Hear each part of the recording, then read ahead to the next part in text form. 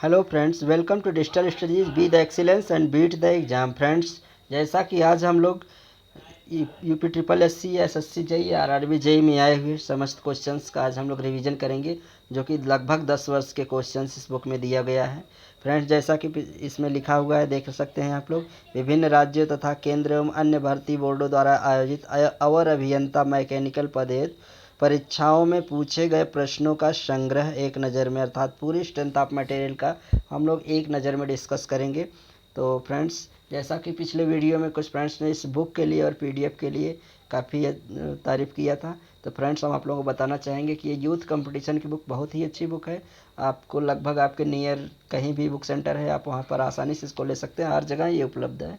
वैसे मैंने इस बुक का और जो भी PDF का, जो ऐसा PDF जो सिविल और मैकेनिकल में जो सब्जेक्ट सब में कॉमन है, उन सब का PDF में डिस्क्रिप्शन में दे दिया हूँ। आप लोग चाहे तो वहाँ से फिर से ले सकते हैं। और एक बार आप रिवीजन, ज़्यादा से ज़्यादा आपको 15-20 मिनट लगेगा एक बार रिवीजन करने में। अगर पूरी पढ़े रहेंगे आप, सारे क्वेश्चन का आपको एकदम एक्यूरेट करके आएंगे, कोई क्वेश्चन मिस नहीं होगा, कि इसमें जो भी दिया है सटीक है। तो फ्रेंड्स, चलिए बिना किसी देरी का वैसे वीडियो स्टार्ट करते हैं। फ्रेंड्स, वीडियो स्टार्ट करने से पहले आप लोगों को हम कहना चाहेंगे कि जो लोग नए हैं मेरे चैनल को सब्सक्राइब कर लें, उसके साथ ही साथ बेल आइकन को भी क्लिक कर लें, ताकि इस तरह के लेटेस्ट वीडियो का नोटिफिकेशन आप तक पहुंच सके। तो चलिए बिना किसी देरी का वीडियो स्टार्ट करते हैं। फ्रेंड्स, देखते हैं, प्रत्यास्था सीमा के अंदर सीधे प्रतिबल और उपजी विकृति के अनुपात को प्रत्यास्था गुणांक या यंग मापांक कहते हैं। प्रत्यास्था सीमा देखते हैं, फिर से देख लेते हैं कि प्रत्यास्था सीमा के अंदर सीधे प्रतिबल एवं उपजी विकृति के अनुपात को कहते हैं प्रत्यास्था गुणांक या यंग मापांक। दूसरा, प्रत्यास्था सीमा के अंदर कर्तन प्रतिबल और कर्तन विकृति को कर्तन मापांक कहेंगे। प्रत्यास्था सीमा के अंदर सीधा प्रतिबल और आयतन विकृति है तो आयतन मापांक या बल्क मॉडुलस कहेंगे, या और इसको शियर स्ट्रेस कहेंगे। नेक्स्ट देखते हैं, पॉइजन अनुपात निर्भर करता है वस्तु के पदार्थ पर। जैसा पदार्थ रहेगा पॉइजन अनुपात वैसा ही होगा। पॉइजन अनुपात का मैक्सिमम और मिनिमम कितना होता है, हम लोग शुरू में देखे थे, 1/4 और 1/3 के। मैक्सिमम 1/3 होता है, मिनिमम 1/4 होता है। तो नेक्स्ट देखते हैं, आयताकार छड़ की आयतन विकृति ऊर्जा क्या होगी, CV बराबर CC × 1 - 2/m होगा। वृत्ताकार काट वाली छड़ की आयतन विकृति ऊर्जा CV बराबर C × 1 - 2/m। दोनों एक ही है, आयताकार या वृत्ताकार हो, दोनों का एक ही होता है। नेक्स्ट, E तथा K में संबंध, E बराबर क्या होगा, 3K 1 - 2/m। E तथा G में संबंध, E बराबर 2G 1 + 1/m, 1 + 1/m। नेक्स्ट देखते हैं, E तथा G में संबंध क्या होगा, E बराबर 2G 1 + 1/m। E, G तथा K में मोस्ट इम्पॉर्टेंट है, जो कि हमेशा लगभग आता है, E बराबर 9 kg/3K + G। नेक्स्ट, एक समान बदलती काट वाली छड़ की लंबाई में वृद्धि होती है तो डेल L बराबर, अगर एक समान है, यूनिफॉर्मली डिस्ट्रीब्यूटेड, अगर ये है, इस पे अगर लोड लग रहा है, ये अगर D1 इसका डाया है, इसका D2 है, तो इसमें अगर डेल L अगर हम निकालना चाहें तो लंबाई में वृद्धि क्या होगी, 4FL/πE D1 D2, या 4PL भी हो सकता है, FL, जो भी लोड का नाम रहेगा वो आप रख सकते हैं। तो 4PL/πE D1 D2। नेक्स्ट देखते हैं, नरम इस्पात में कार्बन की मात्रा होती है 0.15 से 0.25%। नरम इस्पात का गलनांक लगभग होता है 1400 डिग्री सेंटीग्रेड।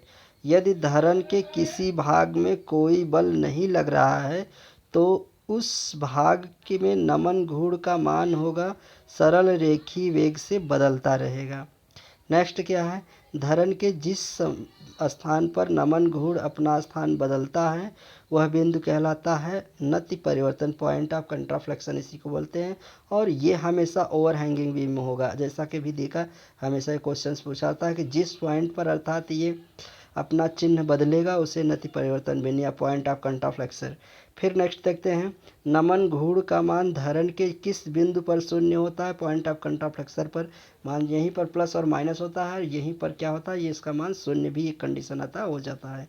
धरन के नमन आघूर्ण परिवर्तन दर का मान समान होता है, कर्तन बल के बराबर होता है। नेक्स्ट देखते हैं, धरण में नमन आघूर्ण परिवर्तन दर का मान कर्तन बल के बराबर होता है। धरण में कर्तन बल तथा नमन घूर्ण किसके बराबर उत्पन्न होता है? अनुप्रस्थ बल के बराबर होता है। जब धरण में केवल नमन प्रतिबल उपजता है तो वह कहलाता है शुद्ध। सिर्फ अगर नमन कहलाता है वही प्योर बेंडिंग होता है, जैसा कभी हम लोग थ्योरी में कंडीशन इसका देखे थे।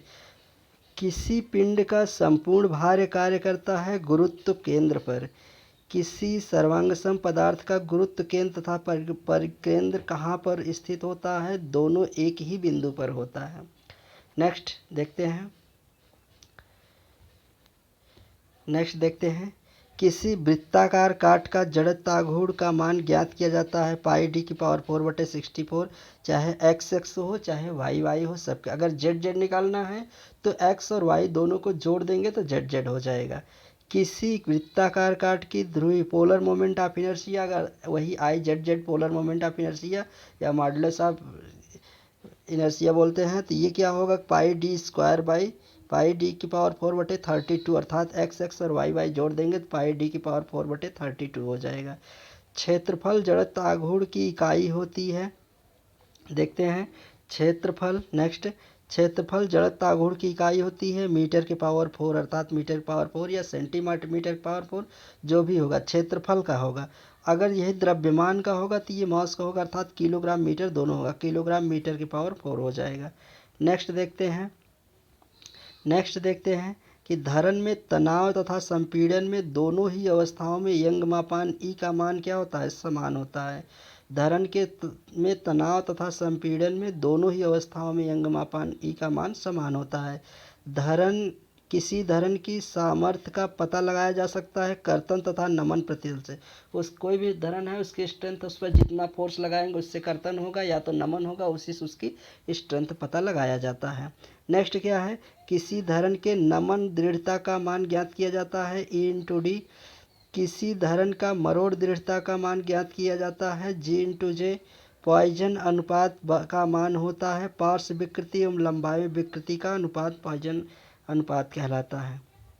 नेक्स्ट देखते हैं हुक के नियम के अनुसार। हुक के नियम के अनुसार प्रत्यास्थ सीमा के अंदर प्रतिबल तीव्रता विकृति होता है समानुपात, अर्थात प्रतिबल तीव्रता विकृति के अनुपात समानुपाती होता है। हुक के नियम के अनुसार प्रत्यास्थ सीमा के अंदर प्रतिबल तीव्रता हमेशा विकृति के समानुपाती होता है।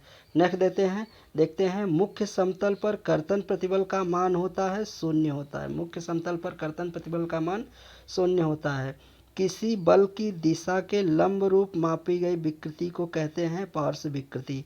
कोई पदार्थ टूटने से पहले झटकों या धक्कों का विरोध करता है, उसे क्या कहते हैं? टफनेस कहते हैं। कोई पदार्थ कटने घिसे जाने खोरसे जाने का विरोध करता है, उसे टफनेस अर्थात कठोरता बोलते हैं।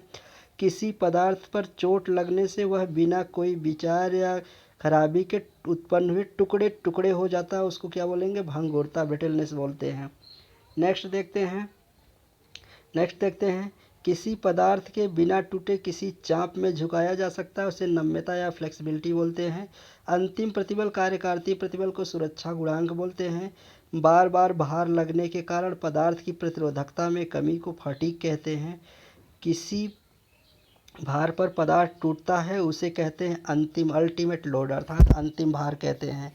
नेक्स्ट देखते हैं किसी पदार्थ पर जितना अधिकतम प्रतिबल मान्य होता है उसे क्या कहते हैं? कार्यकारी, अर्थात कोई मटेरियल है उस पर जितना प्रतिबल मान्य, जितना प्रतिबल लगा सकते हैं वो क्या कहलाएगा? वही कार्यकारी प्रतिबल होता है। नेक्स्ट देखते हैं यदि कैंटिलीवर धरण के स्वतंत्र सिरे पर W भार लगा है तो उसका कर्तन आरेख क्या होगा? रेक्टेंगल होगा। पॉइंट लोड लगाएगा, अभी हम लोग देखे जैसा कि पॉइंट लोड लगेगा तो वो क्या होगा? रेक्टेंगल होगा। कैंटिलीवर बीम के स्वतंत्र सिरे पर W भार अगर लगा है तो उसका नमन क्या होगा? रेक्टेंगल होगा।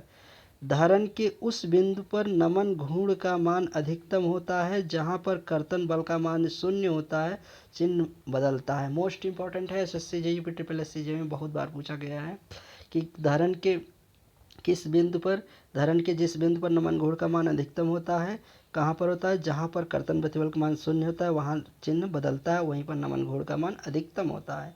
और जहाँ पर अगर नमन घूर्ण का मान 0 होता है वहाँ कर्तन बल का मान अधिकतम होता है, ये दूसरे के अपोजिट होते हैं। नेक्स्ट देखते हैं हम लोग कैंटिलीवर बीम कैंटिलीवर बीम पर संकेंद्रित तथा समवितरित भार लगा है। कर्तन आरेख और नमन घूर्ण आरेख क्या होगा? सरल रेखी तथा परवलयाकार होगा। सरल रेखी तथा परवलयाकार होगा।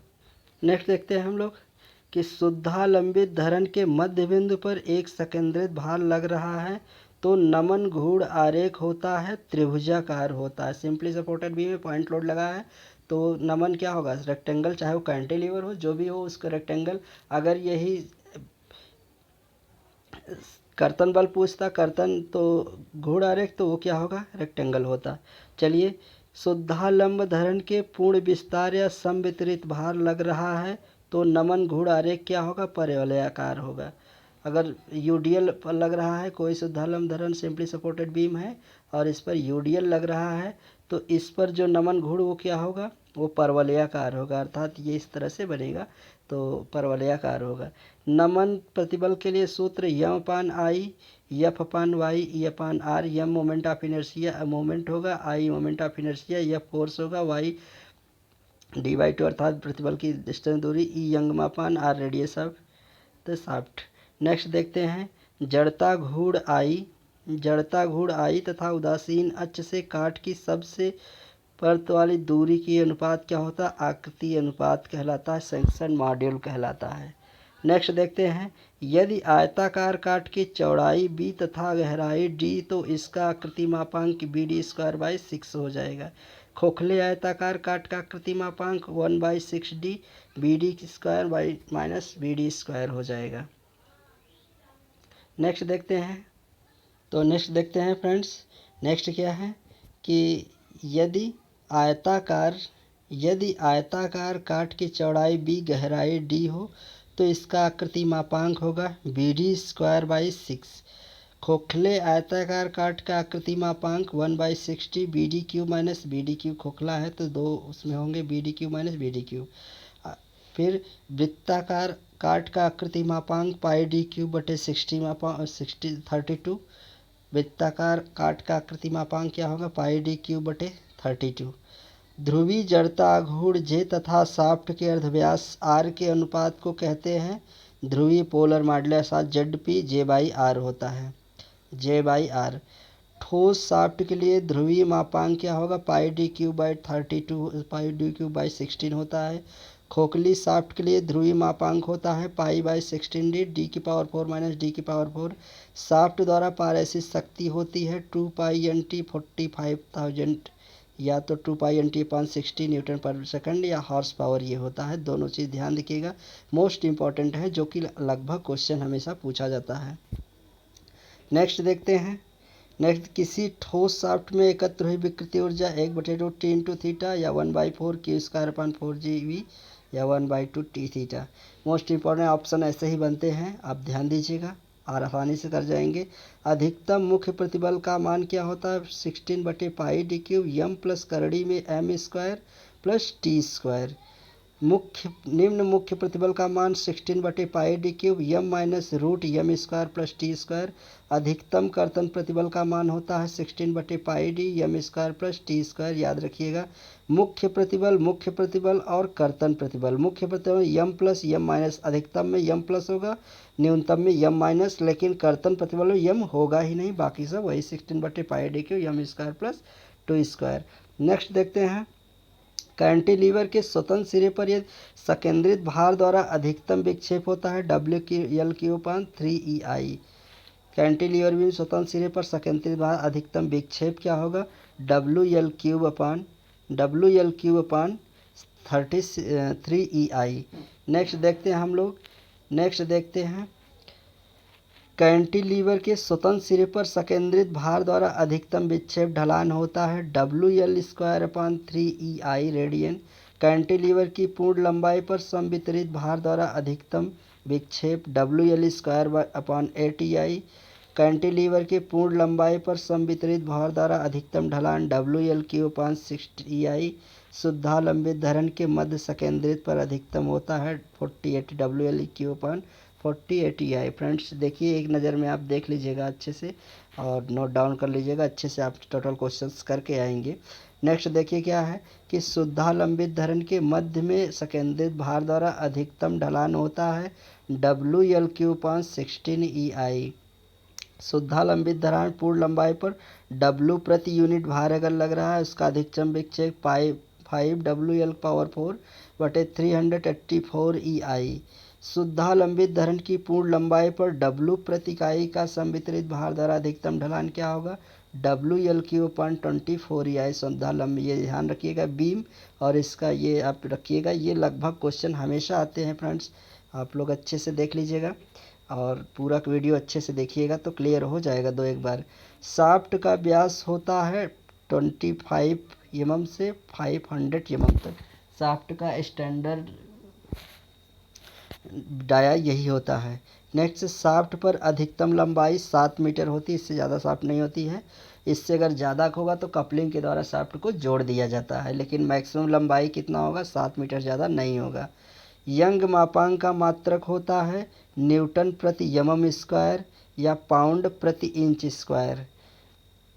नेक्स्ट, किसी पिंड की संचित अधिकतम विकृति ऊर्जा को प्रमाण विकृति ऊर्जा, जैसा कि देखिए थ्योरी में हम लोग पढ़े हैं कि अधिकतम संचित विकृति ऊर्जा को प्रमाण विकृति ऊर्जा कहेंगे। किसी पदार्थ की विकृति के रूप में एकत्र हुई ऊर्जा को विकृति ऊर्जा कहेंगे। शाफ्ट पर अधिकतम बल आघूर्ण का मान 1.5 इंटू औसत बल आघूर्ण होता है। 1.25 इंटू औसत बल आघूर्ण शाफ्ट पर अधिकतम बल आघूर्ण का मान। नेक्स्ट क्या है, आबद्ध धरण अर्थात फिक्स धरण शुद्धालंब धरण की अपेक्षा मजबूत होता है, कितना 2 गुना मजबूत होता है। जो फिक्स बीम होती है सिंपली सपोर्टेड बीम की अपेक्षा 2 गुना ज़्यादा मजबूत होती है।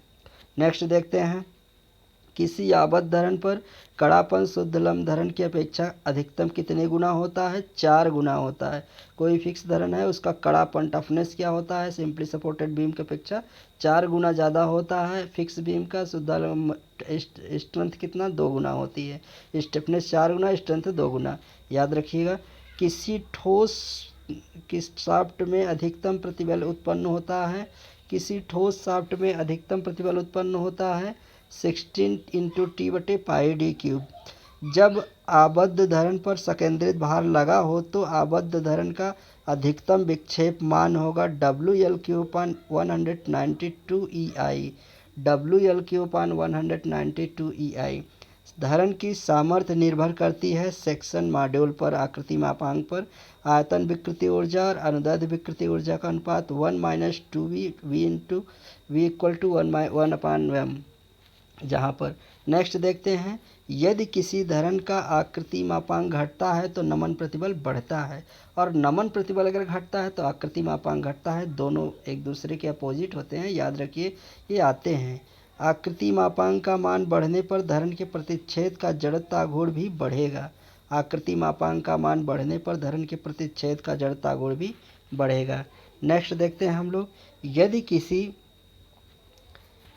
यदि किसी पदार्थ के बहकाव अर्थात बकलिंग लोड, देखते हैं कि यदि किसी पदार्थ के लिए बहकाव भार निर्भर करता है तनुता अनुपात, काट के क्षेत्रफल और प्रत्यास्था गुणांक पर। किसी दिए हुए पदार्थ के लिए बहकाव भार निर्भर करता है तनुता अनुपात, काट के क्षेत्रफल और प्रत्यास्था गुणांक पर। नेक्स्ट देखते हैं, किसी कैंटिलीवर धरण के में यदि उसके स्वतंत्र सिरे पर भार बढ़ाया जाता है तो धरण असफल हो जाता है, धरण के मध्य में होता है।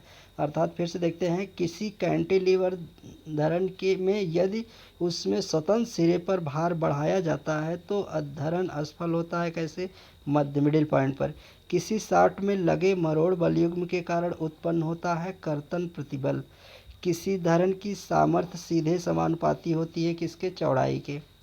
ढलवा लोहे के लिए पाइजन अनुपात कितना होता है 0.23 से 0.27 के मध्य में होता है। ये मोस्ट इम्पॉर्टेंट है, लगभग ये हमेशा आता है। इस्पात के लिए पाइजन अनुपात कितना 0.25 से 0.33 तक होता है। किसी पतले बेलनाकार खोल के लिए अनुदैर्ध्य प्रतिबल होता है PD/40 होता है। PD/ किसी पतले बेलनाकार खोल में अनुदैर्ध्य प्रतिबल कितना PD/40 होता है। नेक्स्ट देखते हैं, किसी पतले बेलनाकार खोल के परिधीय प्रतिबल अर्थात हुप स्ट्रेस PD/2T, अर्थात हुप स्ट्रेस PD/2T और लॉन्गिट्यूडनल PD/40 मोस्ट इम्पॉर्टेंट है। याद रखिएगा। एक धरण दो से अधिक सरल टेकों पर टिकी है, इस प्रकार की धरण को कहते हैं कंटिन्यूअस बीम। दो से अधिक टेके लगे हुए हैं, कंटिन्यूअस बीम।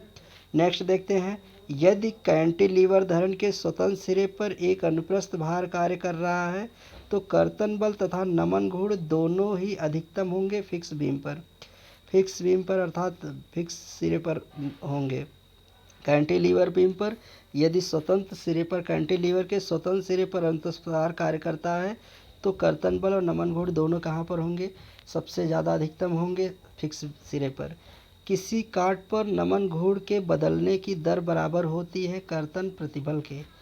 किसी काट पर नमन घूर्ण के बदलने की दर बराबर होती है कर्तन प्रतिबल पर। नेक्स्ट देखते हैं, जो कि मोस्ट इम्पॉर्टेंट है ये, नति परिवर्तन पॉइंट ऑफ कंट्राफ्लेक्शन। नति परिवर्तन बिंदु केवल निम्न धरण में कैसी होती है? बाहर निकली धरण में होती है।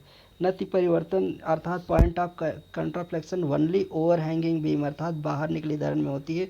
मोस्ट इंपॉर्टेंट है, कई बार एसएससी जेईई में आया हुआ क्वेश्चन है, यूपीट्रिपलएससी में भी। किसी कैंटिलीवर धरण पर लगे हुए भार के कारण अधिकतम विस्थापन होगा यदि उसके स्वतंत्र सिरे पर एक पतले बेलनाकार खोल में परिधीय प्रतिबल का अनुदैर्ध्य प्रतिबल का अनुपात होगा 2 होता है। एक पतले बेलनाकार खोल अनुदैर्ध्य प्रतिबल तथा कर्तन प्रतिबल 1/4 अर्थात PD/2 PD/2T और PD/4T 2 से 4 1/2 4 हो जाएगा, और ये 2 होगा PD/4T/2 2 2 या 4 4 हो जाएगा। नेक्स्ट देखते हैं, यह ज्ञात करने के लिए कि कोई कॉलम या लंबा या छोटा है, निम्न में से किसके बारे में पता होना चाहिए? तनुता अनुपात से पता लगाया जाता है कौन सा कॉलम लंबा है या छोटा है, उसे तनुता अनुपात के द्वारा। नेक्स्ट देखते हैं, किसी कॉलम के तनुता अनुपात उसकी संपीड़न सामर्थ्य के अनुसार घटती है। छोटे कॉलम के लिए तनुता अनुपात 30 से कम होता है, लंबे कॉलम के लिए 120 और 30 और 120 के मध्य में जो होता है वो मीडियम कॉलम होता है। यदि कॉलम के दोनों सिरे कब्जेदार हैं, कॉलम का समतुल्य लंबाई दोनों कब्जेदार हैं तो उसकी वास्तविक लंबाई के बराबर होगा, कब्जेदार हैं तो। किसी कॉलम की लंबाई न्यूनतम घूर्णन त्रिज्या का अनुपात कहलाता है तनुता अनुपात। Least radius of gyration upon L क्या हो जाएगा? तनुता अनुपात। फ्रेंड्स, थ्योरी में जो कि हम लोग पूरा एक एक टॉपिक पर डिस्कस किए हैं, आप लोग देख लीजिएगा उसे, तो सारी चीज़ क्लियर हो जाएगा। और सारे क्वेश्चंस एग्जाम में आए हुए क्वेश्चंस हैं। छोटे कॉलम विफल कैसे? अवभंजन अर्थात क्रशिंग के द्वारा होते हैं। लंबे कॉलम बहकाव अर्थात बकलिंग के द्वारा होते हैं। मोहर वृत्त में अधिकतम कर्तन प्रतिबल वृत्त की त्रिज्या के बराबर होता है। पतले बेलनाकार खोल का परिधीय विकृति PD/2TE 1/1/m। नेक्स्ट देखते हैं,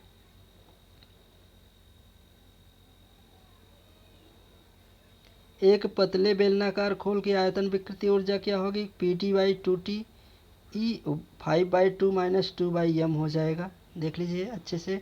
एक पतले बेलनाकार खोल का अनुदैर्ध्य विकृति ऊर्जा क्या होगी? PD/2T E 1/2 - 1/m। स्प्रिंग में अधिकतम कर्तन प्रतिबल का मान कितना होगा? 16 WR।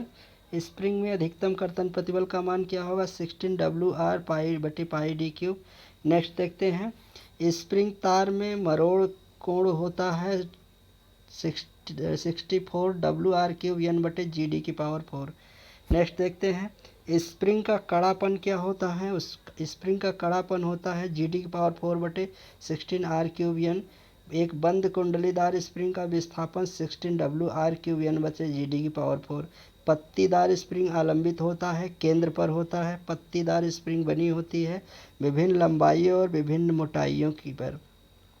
पत्तीदार स्प्रिंग में केवल लगता है सकेंद्रित भार। एक धरण की लंबाई L है जिस पर प्रति एकांग लंबाई पर W किलोग्राम का भार मुक्त सिरे पर रखी गई है। केंद्र बिंदु पर बेंडिंग मोमेंट का मान WL²/2 होता है। नेक्स्ट देखते हैं, पदार्थ का वह गुण जिससे उसे पीटकर अथवा उसे बेलकर पतली चादर के रूप में बदला जा सकता है उसे कुट्टयता अर्थात बोलते हैं। नेक्स्ट देखते हैं, डिस्क की तरह गतिपाल चक्र के रिम के आकार की गतिपाल चक्र मुकाबिल प्रतिबल का होता है अधिकतम होता है। गवर्नर की संवेदनशीलता अनुपात वेग परिवर्तन सीमा और मध्यमान पर होता है। वी आकार का पट्टा स्पर्श करता है बगल की झुकी हुई सतह से। वी आकार का पट्टा स्पर्श करता है बगल की झुकी हुई सतह से। पार्श्व विकृति तथा रेखीय विकृति के अनुपात को क्या कहते हैं? पॉइजन अनुपात कहते हैं। किसी स्प्रिंग की दुर्नम्यता होती है एकांग विस्थापन के लिए आवश्यक भार के बराबर। एक पेंच की चूड़ीदार प्रदर्शित की जाती है दीर्घ व्यास गुणित पिच के बराबर। नेक्स्ट देखते हैं गियर संयोजन। गियर संयोजन के मॉड्यूल का मान होता है वृत्तीय पिच अपान पाई के बराबर। नेक्स्ट श्यानता गुणांक का एसआई मात्रक न्यूटन सेकंड या मीटर स्क्वायर। न्यूटन सेकंड बटे मीटर स्क्वायर श्यानता मोस्ट इंपॉर्टेंट। देखते हैं दो सुंभाइये most important UP triple S C JE में आए हुए क्वेश्चन है फ्रेंड्स। अगर आपके पास कोई पेपर अगर होगा सन 2016 या 17 का तो उसमें मिलाइएगा ये क्वेश्चंस। दो शुद्धा लंबित दंड ए तथा बी एक समान लंबाई यल के हैं और उसका बंकन आघूर्ण यम एक समान है।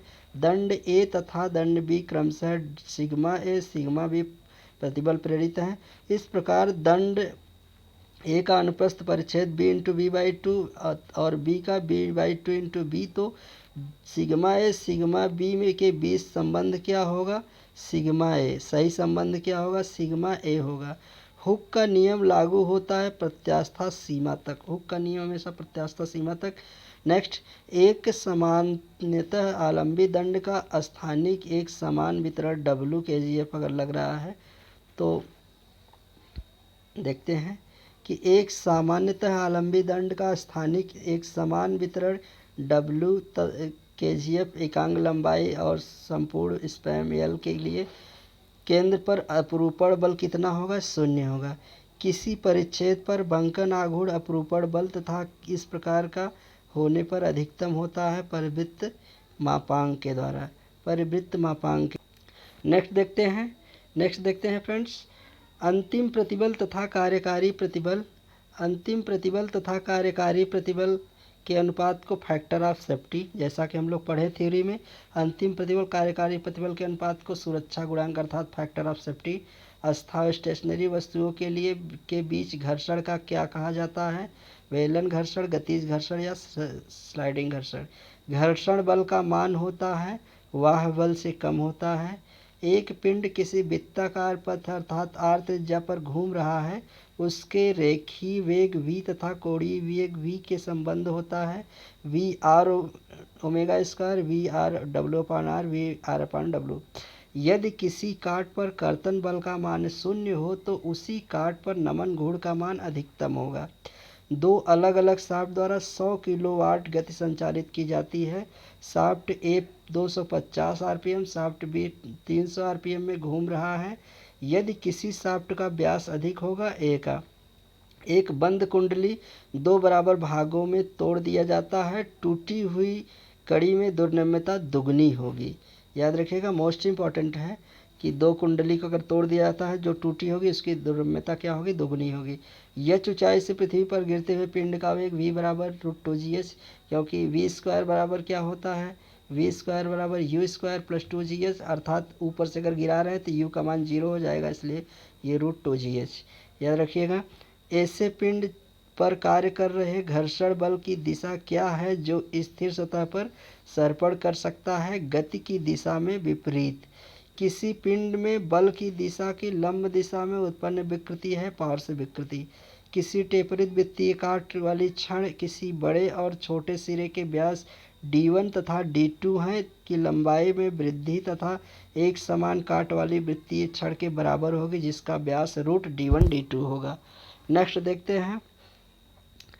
देखते हैं आयतन विकृति। आयतन विकृति अनुदैर्ध्य विकृति का अनुपात 1-2v। वह गुण जिसके कारण पदार्थ के बिना टूटे हुए पर्याप्त विरूपण हो जाता है कहलाता है डक्टिलिटी अर्थात तन्यता, अर्थात बिना टूटे हुए अगर ये मुड़ जाता है उसे डक्टिलिटी बोलते हैं। पदार्थ का वह गुण जिसके कारण पदार्थ को किसी भी आकार में बिना टूटे मोड़ा उसे नम्यता बोलते हैं। यदि इस्पात में कार्बन की मात्रा बढ़ा दी जाए तो इस्पात भी बढ़ जाता है कठोरता के कारण। मुख्य तलों पर अभिलंब प्रतिबल अधिकतम तथा कर्तन प्रतिबल शून्य होते हैं। संरचना के किसी सदस्य पर एक अक्षीय बल कार्य कर रहा है तो वह सदस्य कहलाता है क्या? स्ट्रट।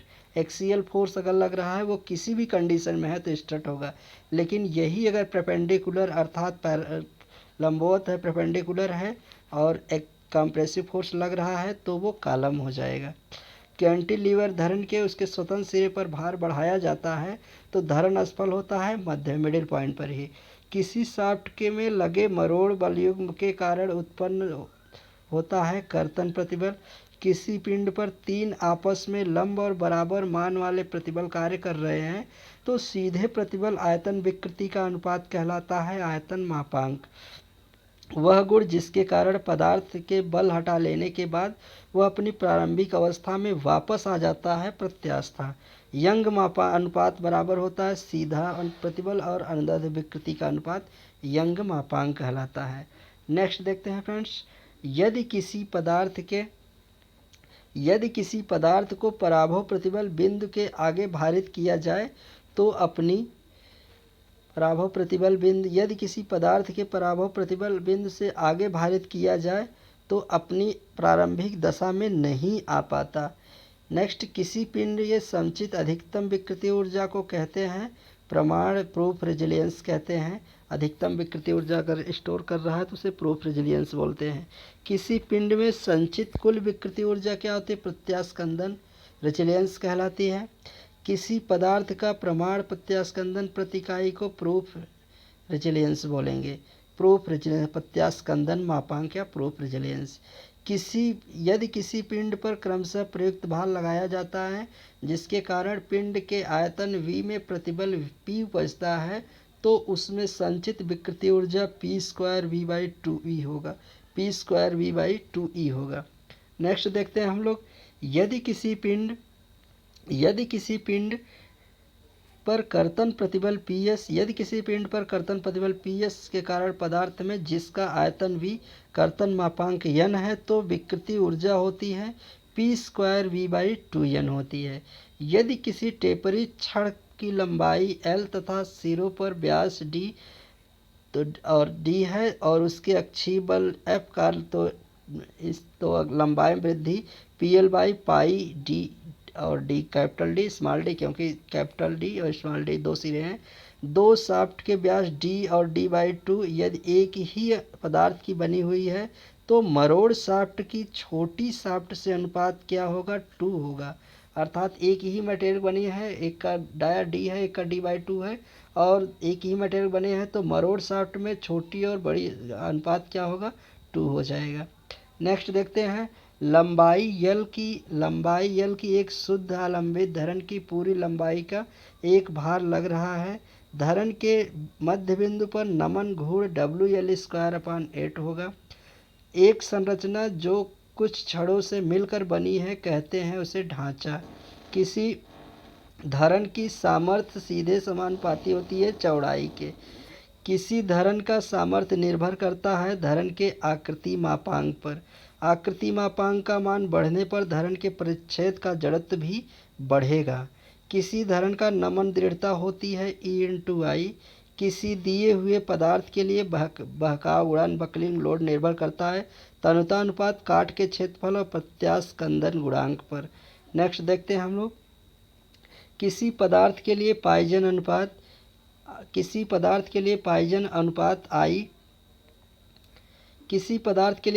अनुपात का मान निर्भर करता है पदार्थ के प्रकार पर। किसी पदार्थ के लिए पाइजन अनुपात का मान 1 से अधिक होता है। स्टील, तांबा और ढलवा लोहे का मान अगर देखा जाए तो इसका पाइजन अनुपात स्टील, तांबा मोस्ट इंपॉर्टेंट है फ्रेंड्स, ये याद रखिएगा, ये जरूर क्वेश्चंस में आता है। स्टील, तांबा और ढलवा लोहे का मान ये 1 से अधिक होता है पाइजन अनुपात। पाइजन अनुपात का मान निर्भर करता है पदार्थ के प्रकार पर। नेक्स्ट देखते हैं, किसी पदार्थ पर आघात सामर्थ्य इम्पैक्ट इंस्टेंस प्रदर्शित करती है उसकी कड़ाई कहलाता है अर्थात स्टफनेस। और किसी धरण के सिरे टेक से बाहर निकले हुए हैं, इस प्रकार की धरण को बाहर निकली धरण अर्थात कोई भी बीम है उसके सिरे जो सपोर्ट लग रहे हैं उससे अगर बाहर निकले रहे हैं, दोनों तरफ निकले हैं, तो बाहर निकले और हैंगिंग बीम बोला जाएगा। और पॉइंट ऑफ कंट्रोल फ्लेक्सर इसी पर होता है। एक धरन दो से अधिक सरल टेकों पर टिकी रहती है, उसे कहते हैं कंटिन्यूस बीम। अर्थात दो से अधिक हर जगह अगर इस पर सपोर्ट लगा दिया जाए तो ये कंटिन्यूस बीम हो जाएगा, जैसा कि अभी हम लोग और भी पहले देखे थे। धरन के किसी काट पर दाईं और बाईं ओर लगे सारे बलों का बीजगणितीय योग बराबर किस में होता है? कर्तन बल कहलाता है, वो कर्तन बल में होता है। नेक्स्ट देखते हैं फ्रेंड्स, धरन का वह बिंदु जिस पर नमन घूर्ण चिन्ह बदलता है वो कहलाता है प्रतिनमन। इसी को पॉइंट ऑफ कंट्रा फ्लेक्सर बोला जाता है। एक कैंटिलीवर धरन जिसकी लंबाई L है पर पूरी लंबाई में W प्रति इकाई लंबाई का समान वितरित भार UDL लगा है, तो अधिकतम कर्तन बल का मान क्या होगा? WL हो जाएगा। मोस्ट इम्पॉर्टेंट है फ्रेंड्स, याद रखिएगा कि ये लगभग क्वेश्चंस आते हैं। WL हो जाएगा। किसी कैंटिलीवर धरन पर लगे हुए भार के कारण अधिकतम विस्थापन होगा स्वतंत्र सिरे पर उसके। L लंबाई वाले कैंटिलीवर के स्वतंत्र सिरे पर बिंदु भार W लगा हुआ है, तो धरन के स्वतंत्र सिरे पर अधिकतम विक्षेप क्या होगा? WL²/2EI। नेक्स्ट देखते हैं कैंटिलीवर सिरे के। नेक्स्ट देखते हैं कि कैंटिलीवर के स्वतंत्र सिरे पर अधिकतम ढलान WL²/2EI। पतले बेलनाकार खोल का परिधीय प्रतिबल PD/2T। किसी L लंबाई वाली शुद्ध अवलंबित धरन के मध्य में एक संकेंद्रित भार W लग रहा है, तो धरन में अधिकतम विक्षेप होगा WL²/48EI। एक L लंबाई वाली कैंटिलीवर धरन की पूरी लंबाई पर W प्रति इकाई लंबाई के संवितरित भार लगा हुआ है, तो धरन में अधिकतम विक्षेप होगा WL²/8EI। नेक्स्ट देखते हैं किसी शुद्धालंब धरन की पूर्ण लंबाई पर W प्रति इकाई लंबाई का संवितरित भार लग रहा है, तो धरन में अधिकतम विक्षेप होगा 5WL/4/384EI। एक पतले बेलनाकार खोल में अनुदैर्ध्य प्रतिबल होता है PD/4T। एक पतले बेलनाकार खोल में परिधीय प्रतिबल का अनुदैर्ध्य प्रतिबल से अनुपात कितना होता है? 2। एक पतले बेलनाकार खोल में अनुदैर्ध्य प्रतिबल का कर्तन प्रतिबल का अनुपात कितना होता है? 1/4। मोस्ट इम्पॉर्टेंट है फ्रेंड्स, देख लीजिएगा अच्छे से, निश्चित है कि आप करके आएंगे एकदम एक्यूरेट। किसी कॉलम में तनुतानुपात बढ़ने पर उसकी संपीड़न सामर्थ्य घटती है। किसी कॉलम में तनुतानुपात बढ़ने पर उसकी संपीड़न सामर्थ्य घटती है। छोटे कॉलम की तनुतानुपात कितना होता है? 30 से कम होता है। लंबे कॉलम का तनुतानुपात 120 से अधिक होता है। यदि कॉलम के दोनों सिरे कब्जेदार हों तो कॉलम का समतुल्य लंबाई होती है कॉलम की वास्तविक लंबाई के बराबर होती है, कब्जेदार हो। यदि किसी कॉलम की लंबाई को गुरुत्व केंद्र से होकर जाने वाले अक्ष के न्यूनतम घूर्णन त्रिज्या का अनुपात कहलाता है तनुता अनुपात। अर्थात किसी कॉलम की लंबाई तथा उसके गुरुत्व केंद्र से होकर जाने वाली L/K अर्थात लिस्ट रेडियस इफेक्टिव लेंथ अपार लिस्ट रेडियस ऑफ जायरेशन बराबर क्या हो जाएगा? Slenderness ratio. इसी का तनुता अनुपात जैसा हम लोग देखे थे। छोटे कॉलम फेल होते हैं क्रशिंग के द्वारा, अवभंजन के द्वारा। नेक्स्ट देखते हैं किसी ठोस शाफ्ट में उत्पन्न विकृति ऊर्जा की इकाई क्या होगी? Q²/4G। फ्रेंड्स नेक्स्ट देखते हैं शाफ्ट द्वारा पारेषित अश्वशक्ति होती है 2πNT/5000। ठोस शाफ्ट की सामर्थ्य होती है पाई। ठोस शाफ्ट की सामर्थ्य होती है फ्रेंड्स देखिए तो पाई Qmax D²/6। Qmax ज़्यादा नहीं लिखा है, पाई Qmax D²/6। नेक्स्ट आकृति मापांक परिभाषित किया जाता है Mi/y। लंबे कॉलम विफल होते हैं बहकाओं के द्वारा। रिवेट जोड़ में रिवेट की संख्या बढ़ाने पर जोड़ की दक्षता बढ़ती है। अर्थात कोई भी रिवेट जोड़ है, हम मान लेते हैं कोई भी रिवेट जोड़ है, अगर इस पे रिवेट की संख्या में ये काफ़ी मजबूत हो जाएगा, अर्थात इसकी क्या होगी कि स्ट्रेंथ बढ़ जाएगी, एफिशिएंसी बढ़ जाएगा। अगर इसमें रिवेट की संख्या हम जोड़ देंगे, 2 से 4 रिवेट लगा देंगे तो ये बढ़ेगी। मोहर वृत्त में अधिकतम कर्तन प्रतिबल मोहर वृत्त की त्रिज्या के बराबर होता है। नेक्स्ट देखते हैं मोहर वृत्त की त्रिज्या ली जाती है F X square F X minus F Y का बटे 2 का होल स्क्वायर बटे क्यू स्क्वायर। द्विविमीय प्रतिबल टू डायमेंशनल स्ट्रेस सिस्टम में किन्हीं दो लंबे फलकों के सीधे एफ एक्स और एफ वाई कर्तन प्रतिबल क्यू कार्य कर रहे हैं। अब आनत तल पर जो क्षैतिज से थीटा कोण बनाता है उसे अपलंब प्रतिबल कहते हैं, अर्थात F X plus F Y by two F X minus F plus cos Q sine theta. किसी आनत तल पर स्पर्शी प्रतिबल लगते हैं एफ वाई माइनस, अर्थात स्पर्शी प्रतिबल टेंजेंशियल स्ट्रेस, तो F Y minus F X by two और sine two Q cos two theta. किसी आनत तल पर अधिकतम मुख्य प्रतिबल F X plus F Y by two plus one by two F Y minus F X का whole square plus 4 Q square. किसी आनत तल पर न्यूनतम मुख्य प्रतिबल होगा F X plus F Y. देखिए मैक्सिमम होगा तो ये प्लस हो जाएगा, मिनिमम होगा तो माइनस हो जाएगा, ये दोनों चीज़ ध्यान दीजिएगा, तो ये गलत नहीं होगा। नेक्स्ट देखिए, आनत तल का झुकाव tan टू थीटा बराबर 2q upon F Y minus F X. अधिकतम कर्तन वाले एक तल दूसरे तल के निम्न कोण पर झुके होते हैं 90 डिग्री से। अधिकतम कर्तन वाले मुख्य तलों से झुके होते हैं 45 डिग्री से। मोहर वृत्त के केंद्र की वाई अक्ष से दूरी F X plus F Y by two होगा। मोहर वृत्त आरेख से कर्तन प्रतिबल लगा होता है वाई अक्ष पर। नेक्स्ट देखते हैं, मोहर वृत्त के आरेख में अभिलंब प्रतिबल लिया जाता है अक्ष घूर्णन अक्ष पर। जिन तलों पर अधिकतम न्यूनतम मुख्य प्रतिबल होता है उसे स्पर्शी मान 0 होता है। मोहर वृत्त के व्यास के सिरे पर निरूपित करते हैं तलों से 45 डिग्री पर। तो फ्रेंड्स ये रहा मेरा आज का वीडियो। और फ्रेंड्स अगर मेरा वीडियो अच्छा लगा हो तो आप लोग लाइक अपने फ्रेंड्स में शेयर करिएगा। और फ्रेंड्स अगर कोई भी चीज़ की इशू हो, आप लोगों को समझ में ना आया हो, या कोई भी आप ये वीडियो देख करके आपके अंदर कोई फीलिंग आई हो, तो फ्रेंड्स प्लीज़ कमेंट में ज़रूर कमेंट करिएगा। हम हर कमेंट का रिप्लाई आपको ज़रूर देंगे फ्रेंड्स। और फ्रेंड्स अगर आप लोग पीडीएफ ले करके अच्छे से रिवीजन कर लेंगे, वैसे मैं कहना चाहूँगा, तो आप क्वेश्चन आसानी से कराएंगे। तो